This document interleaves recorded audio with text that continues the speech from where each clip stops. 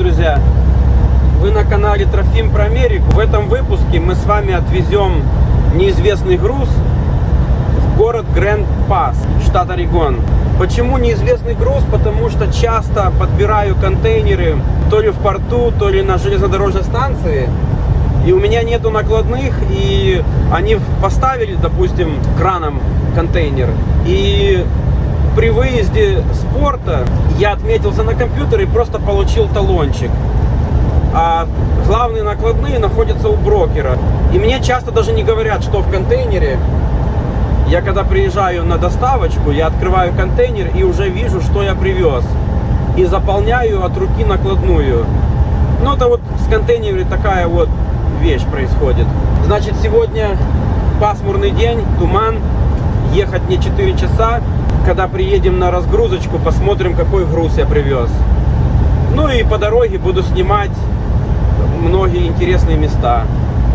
Оставайтесь на канале, не переключайтесь, подписывайтесь и ставьте лайки. В данный момент я еду по Interstate 5, или еще как называют Freeway 5.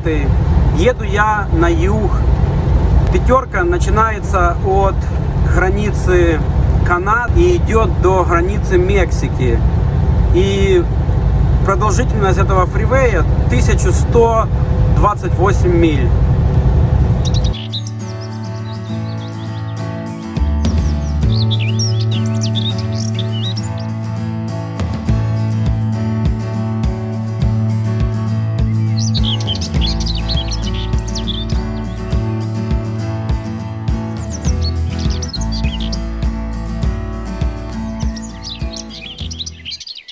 Друзья, остановился я на рестерии одной, очень хорошая такая рестерия, как видите, большая площадь, вот, тут можно отдохнуть. Я всегда, когда еду, тут останавливаюсь и прогуливаюсь, дышу воздухом, немножко делаю как бы разминочку после долгой сидячей работы. И как видите, вот эти все деревья, это дубы, желуди там валяются. Иногда вот так бывает, заеду, тут кабанчики бегают, кушают желуди, или олени пасутся. А летом здесь вообще прекрасно. Вот, как видите, скамеечки, можно посидеть, покушать, отдохнуть. Может даже, если у кого есть переносная барбекюшница с собой взять, что-то пожарить, посидеть. Хотя я не уверен, если это можно, конечно, барбекю, но в некоторых местах видел такое. Много так вот таких вот здесь этих скамеек с лавочками.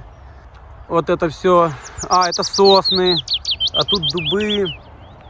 Очень приятно. Сделано удобно для людей. Там вот общественные туалеты, мусорники. Я уже на своем канале делал про рестерию видосик. Не буду это все опять рассказывать подробно, так в общих чертах. Но вот эти рестерии, они отличаются друг от друга. Какие-то похуже, какие-то получше. Но вот это вот очень хорошая рестерия, мне она нравится. Тут очень хорошо. А вот это, друзья, видите, столбик с ящичком. Там кулечки находятся. И если кто сюда приезжает с собачками, прогуливаются, и собачка сделала свое дело по нужде, берется там кулечек, и надо это все убрать после собачки. Вот так вот люди приезжают и прогуливаются с собачками. В Америке очень любят животных.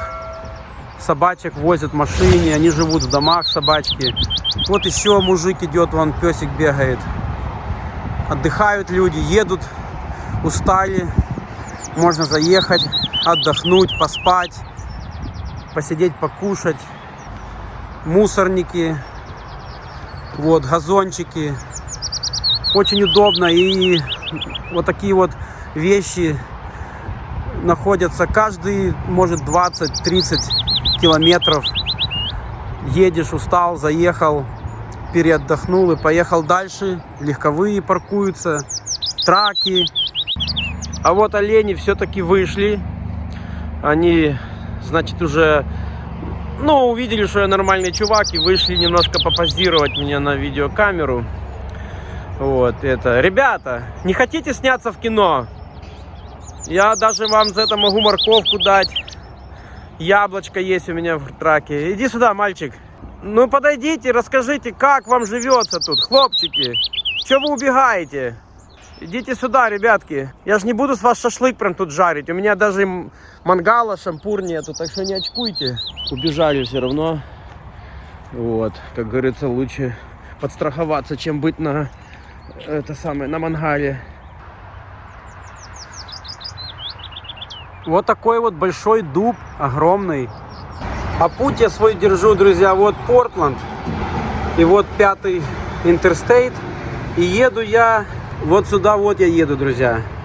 Грэнд Пасс. Вот такой вот путь проделаю. Это 4 часа на машине, 5 часов на траке. Потому что траки медленнее едут. Вот это здесь телефон, написано, если у вас какие-то предложения, какие-то претензии, можно звонить по этому номеру и говорить, что вам нравится или наоборот не нравится. А вот здесь, друзья, интересное такое, вот этот домик маленький. Это если у вас что-то потерялось, то есть надежда, что кто-то это найдет. Вот я такое не часто вижу, но вот увидел. Такая коробочка вот тут, да. И тут вот написано Lost and Found Drop Box. Это если вы что-то нашли на территории, какую-то вещь, вы можете прийти и сюда бросить. И человек, который разыскивает эту вещь, то ли одежда, то ли что угодно это может быть.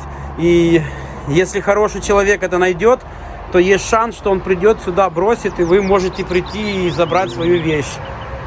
А это вот типа как офис какой-то этой рестерии. Еще собачки приехали гулять. Мусорники. Надо мусор сортировать. Сюда бутылки. Можно купить какую-то соду, кока-колу, какую-нибудь печенюшку, шоколадку взять здесь. Вот. Газетки взять, почитать. Но я, друзья, буду ехать дальше. Я как бы с этой рестерией уже повторяюсь. У меня было подобное на моем канале. Просто здесь немножко по-другому.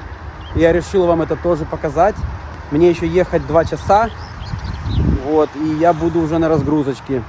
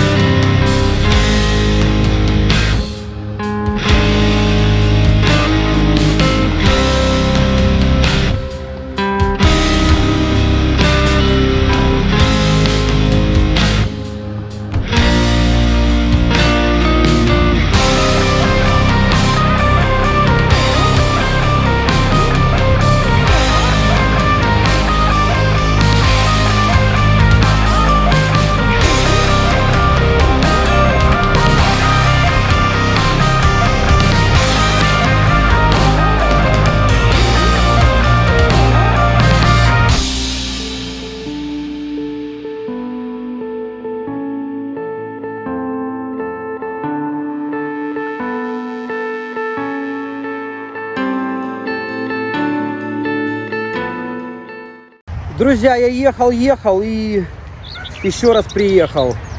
Вышел передохнуть. Такой сидячей работы надо немножко делать такие походочки. И вкратце покажу вам еще одну рестерию. Она смотрится по-другому, тоже по-своему прекрасная. Друзья, этот выпуск не про рестерии. Просто так совпало, что на этой вот 5-й трассе, да, Interstate 5, много хороших рестерий. Я вам это показываю, чтобы вы сравнили, как у вас в стране по такому поводу, как вы, когда едете в дороге, где можно заехать, отдохнуть, поспать. Мне просто интересно, пишите комментарии, как в ваших странах, кто откуда будет смотреть, как в этом плане у вас. Ну, немножко покажу вам, как здесь тоже, я считаю, красиво. И осталось мне буквально 5 миль, и будет мой выход, и буду разгружаться. Вот это вот огромный дуб и много желудей здесь. Сейчас покажу вам, вот сколько желудей валяется тут разных. Вот еще дуб. И вот смотрите, какой большой дуб. Еще даст сейчас мороза пару градусов, и все эти листья уже до конца осыпятся. Сегодня 4 ноября. Так, ну что, та самая тема. Скамеечки, лавочки, мусорки, общественные туалеты, люди с собачками вот прогуливаются. И вот здесь, видите, большая стоянка вот для траков, RV могут остановиться, автобусы и вот такие вот трачки, которые тянут за собой разные прицепы. Можно остановиться, отдохнуть, вот опять же покушать, посидеть. Смотрите, друзья, сколько тут вот этих вот желудей. И вот тут я уверен, что вечером прибегут кабанчики из лесу. Вон, друзья, лес. Вот так вот там можно пойти грибы пособирать. И там вот кабанчики бегают, они прибегают. И вот тут они запасаются на зиму этими желудями. Вот. Только они сейчас стесняются. Они знают, что я снимаю, везде езжу. И они, когда чувствуют звук моего мотора, от моего трака, они сразу убегают. Тут, друзья, вот еще скамеечки, столики. Можно еще посидеть, отдохнуть, покушать. Вот горы вокруг, друзья, лес. Очень хороший такой воздух чистый. Как-то особо сильно потеплело. Вот это все дубовая роща, друзья.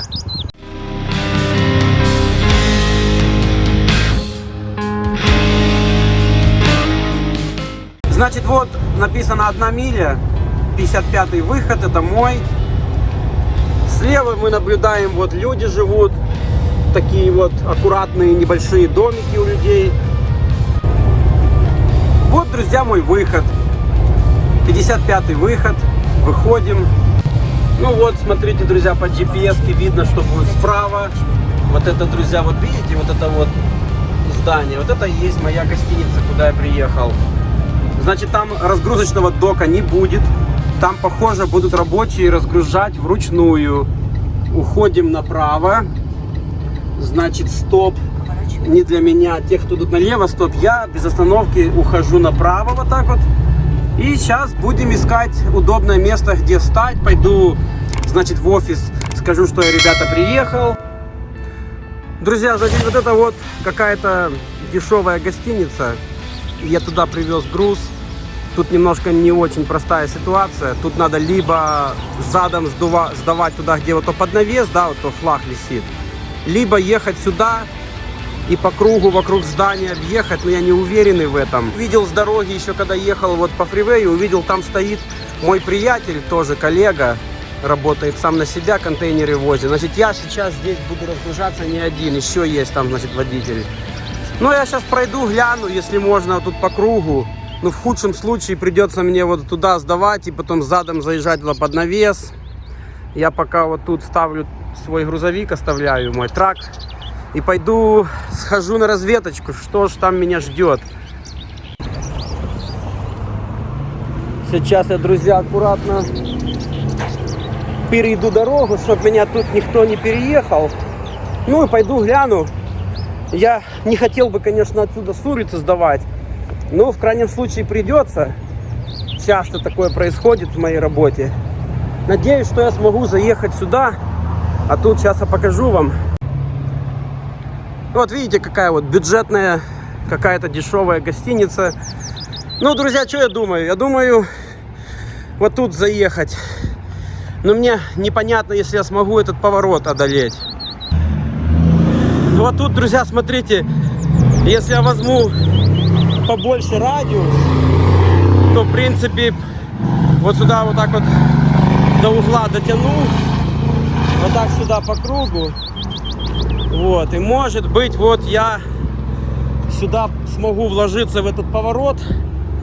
Я, насколько вижу, я смогу. Ну и возле этого синего контейнера, скорее всего, я стану. Вот разгружают коллегу моего. Друзья, вот и коллега мой Игорь. Я вот вам про него рассказывал. Здравствуй, Игорь. Значит, придется мне ждать, пока разгрузят Игоря.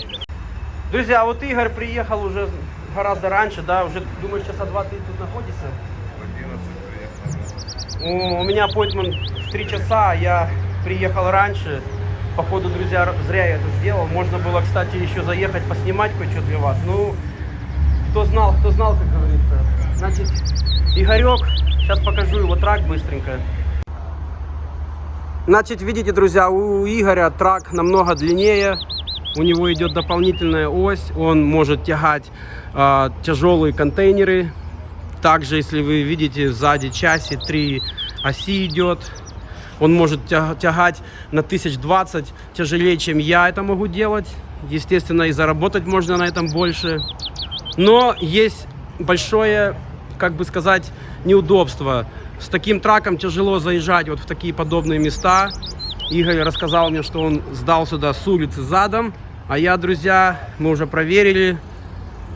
Мой план приехать вот тут, стать под контейнером. И увидимся через пару минут. Не переключайтесь. Ставьте лайки, подписывайтесь на канал. Друзья, я вам никогда не рассказывал в моих всех видео. У меня был точно такой трак. Буквально он у меня был пару месяцев, и я решил его поменять. Он очень огромный, как видите, смотрите, какая база очень большая. И неудачно я взял его, мотор Cummins был у меня, и много было проблем. Было дешевле просто его продать и взять другой. Он был старее на 3 года, чем мой нынешний. Значит, трак это Kenworth 600, T600. Вот такое вот у него солидное хрюкало, так сказать, видите? Он очень, ну, мы шутя называем такие траки крокодил. Дракон, крокодил. А вот Игорь говорит, не хочешь в бассейне покупаться? Тут бассейн у них есть, друзья. И смотрите, он еще открытый, они даже не закрыли его. Неужели еще кто-то купается? А уже ноябрь. Да, интересно. Может быть, он с подогревом даже. Такой бюджетный бассейн, бюджетная гостиница. Да, попал я. Придется мне еще часа 3 тут зависать, пока разгрузят Игоря, потом меня. Вот такой будет у меня сегодня долгий день.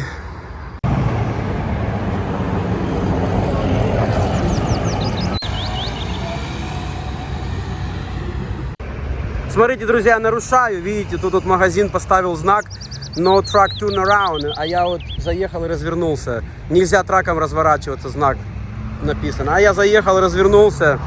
А что мне еще оставалось делать? Сюда заезжал? Не, я поехал туда по кругу вот так вот и сюда. А, ну так ты ж Ну да. не заезжал. Сейчас, друзья, жду. У меня помехи справа, слева. Так, похоже, все чисто. Идем. А вот спереди Lexus меня мешает. Но я уже начну вылазить. Давай, тетенька, проезжай. Давай, побыстрей. Вот. Lexus такой вот. Идем, друзья, посмотрим, что из этого получится у меня. Я так, если сказать, чуть-чуть напрягаюсь. Думаю, а вдруг я не рассчитал поворот. Но насколько я знаю свой трак, вроде бы пройду.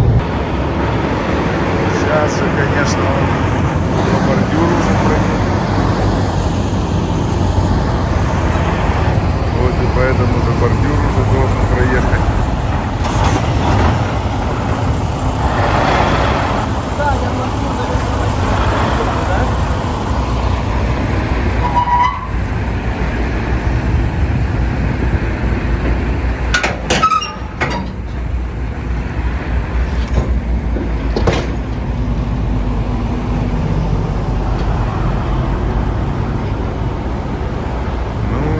Я бы своим траком здесь бы не повернул бы.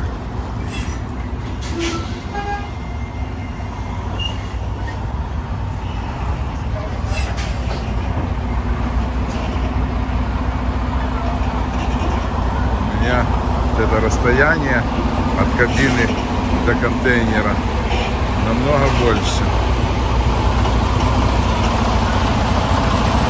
Нормально, да, я бордюры почитал?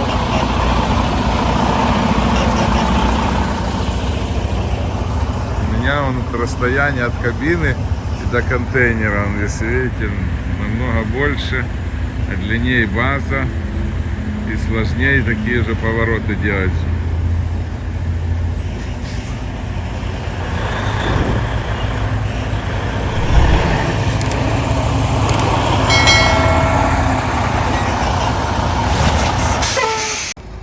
Ну что, друзья, я скажу, результат неплохой, но это не идеально.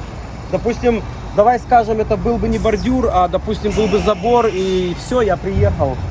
Так что, прежде чем делать такие маневры, надо еще подумать получше. Прошло полчаса, еще до сих пор разгружают Игоря. Еще будут его где-то полчаса разгружать. Мебель, друзья, мебель. Диваны, стулья, разная мебель для гостиницы. Они вот разгружают и складывают вот в эти вот контейнеры, вот в те синие контейнеры.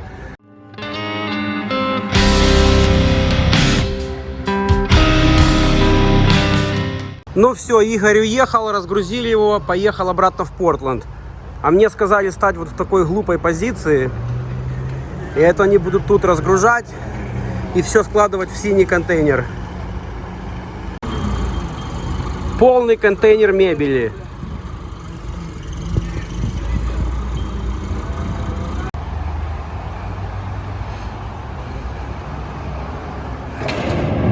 Все, друзья, разгрузили.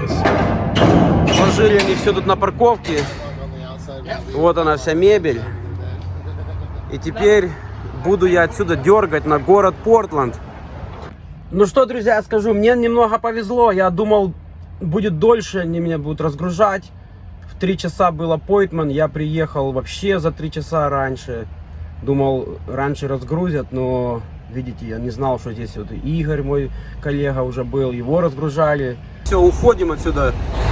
Буквально я возле фривея Пятерки. Сейчас я через пару минут буду уже на Пятерке.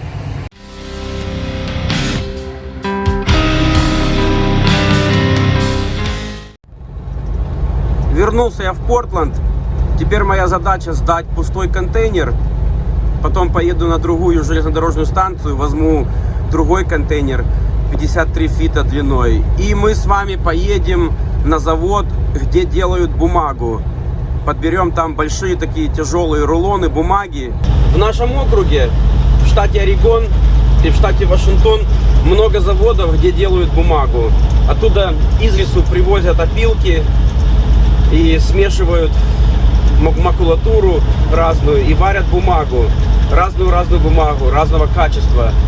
И вот мы сегодня побываем на таком заводе, где делают бумагу. Подберем эту бумагу, отвезем в UP Бруклин, железнодорожную станцию. Расскажу немного про опилки, которые привозят из лесу. Значит, в орегоновских лесах и вашингтоновских бывает, что прореживают лес, чтобы он не был такой густой, вырубывают. Или бывает, вырубывают полностью и тут же засаживают маленькими саженцами, чтобы вырос новый лес. Ну, приезжают в лес такие, привозят специальные такие машины, такие дробилки, которые дробят сосны, те, которые на материал строительный нельзя использовать, они их дробят и тут же грузят на траке в лесу, и эти опилки везут на завод, где делают бумагу. Сдал пустой контейнер и бобтейлом приехал в Union Pacific, железнодорожная станция. Моя задача сейчас здесь взять 53 фита чистый хороший контейнер пустой. Самое главное, чтобы внутри был без дырок, чтобы нигде не протекала вода, был чистый и не было гвоздей. Мне нужно взять контейнер, чтобы были начальные буквы EMHU. Неважно какой номер, любой хороший пустой. Вот смотрите, вот это начинается вот EMHU, который синий, а вот который зеленый HGIU, вот его нельзя брать. Надо, чтобы EMHU в хорошем состоянии. И я сейчас пойду искать. И когда вот, видите, вот висит красный такой тег, то ни в коем случае его брать нельзя, что-то с ним не в порядке. И когда я такое вижу, то сразу все, обхожу его стороной. Или вот смотрите, видите, вот ярко-оранжевый тег, тоже с ним что-то не в порядке. Нельзя его ни в коем случае брать. Тут рабочие специально ездят, проверяют все это. А вот видите, зеленый цвет, это значит все хорошо, зеленая дорога, можно брать. Но это не моей масти, это не тот, который мне нужен. Вот мне нужен EMHU, и у него зеленый тег, он может быть хороший. Но, как говорится, доверяй, но проверяй. Лучше пойти и проверить. Вот так вот идем вот сюда, назад, и открываем ворота, двери в контейнере и проверяем. Видите, дверь уже была открыта кем-то другим. Скорее всего, кто-то открыл, проверил, не понравилось, и люди его оставили. Значит, я уже внутри контейнера буду проверять, что с ним не так, почему люди открыли дверь, но никто его не взял. Здесь вот, как видите, свежая сварка. Варили, значит, дырку заварили. И вот еще свежая сварка. Ну, вроде как неплохой контейнер. Вот тоже сварка свежая. Были дырки сквозные. Ну, внутри, вот смотрите, чуть-чуть надо позаметать. Вроде как он сухой. Сейчас я еще сосредоточусь, проверю лучше. А самый лучший способ проверить, если есть у этого контейнера дырки, это, значит, как можно плотнее закрыть дверку. И еще раз вот так вот в темноте проверить, если есть где-то просачивается свет. Вот это вот такой самый лучший способ проверить. И вот, пожалуйста, друзья, этот контейнер негодный. Вон, я наблюдаю, дырочка, просачивается свет. Если я это не замечу и возьму этот контейнер, поеду до клиента загружать бумагу, меня оттуда выгонят, и я поеду обратно, сколько там, 100 километров впустую и прогорю. Нашел хороший контейнер в хорошем состоянии, поехали на завод, где делают бумагу.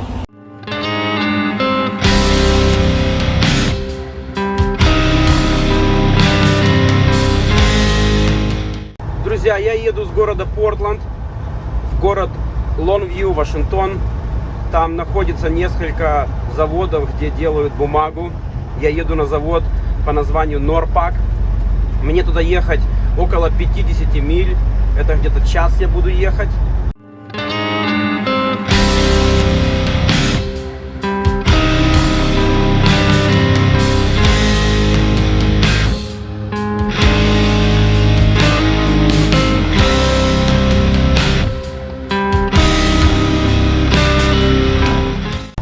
Заметили, друзья, мы уже 2 раза наблюдали, как полицейский остановил трак-драйвера за какое-то нарушение.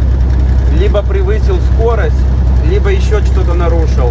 Но чаще всего останавливают за нарушение скорости.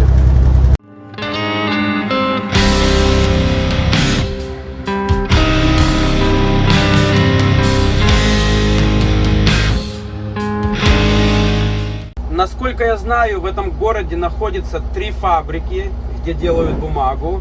Может, даже и больше есть, но я знаю только 3. Вот теперь справа мы наблюдаем, идет пар. Это 3-я фабрика. Значит, я приехал. Уходим мы вот налево. Я в этой компании уже был много раз. Все здесь знаю. Надо будет впереди пройти security guard, показать там свои документы. И потом будем продвигаться дальше. Вот наблюдаем мы, видите, сколько тут бревен.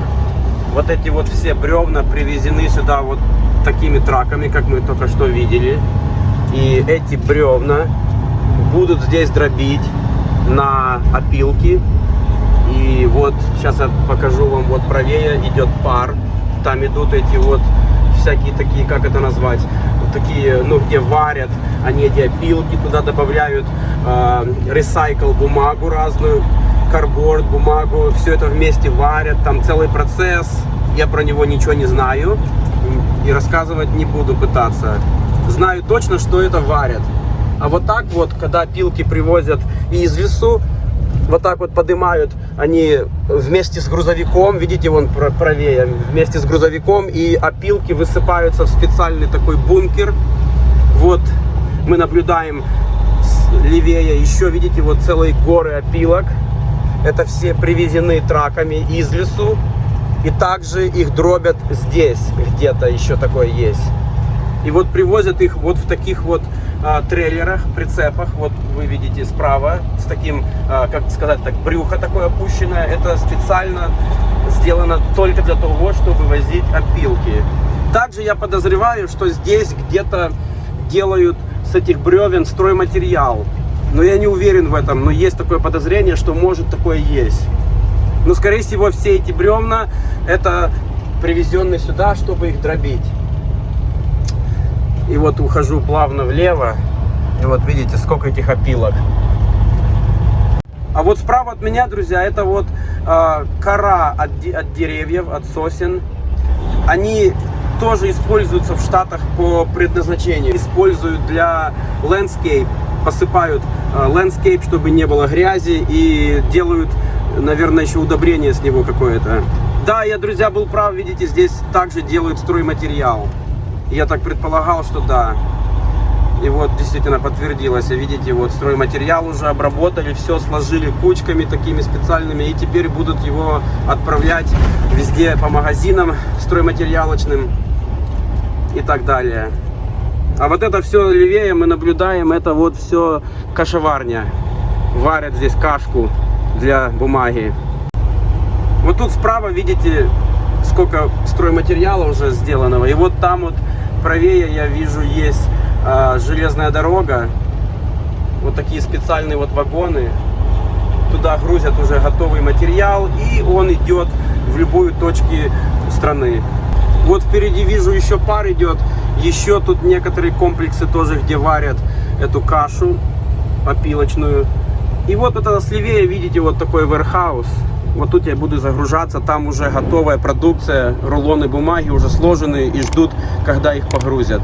Тут, ребята, такой специфический запах идет, когда они варят ее, такой все, запах такой неприятный.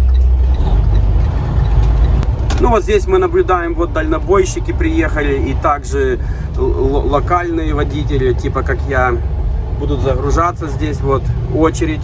Сейчас я тут запаркуюсь и пойду сделаю чек-ин. Как говорят, зачекинюсь внутри в офисе, дадут мне дверь, номер, открою ворота и все, будем загружаться. Когда я заезжал, проходил проверку, там где охрана, вот они сделали такой вот, типа, как это, документ пропускной, типа вот такой временный. И вот я с этим пропускным иду теперь в офис, и надо будет отдать этот пропускной, и они мне выдадут всю информацию, где мне грузиться. Дали мне дверь, док, номер 9, но там сейчас загружается кто-то. Сказали, когда он уже загрузится, отъедет, я могу туда сдавать. Вот мой трак. И вот тут вот моя дверь. Ждем, когда он уедет.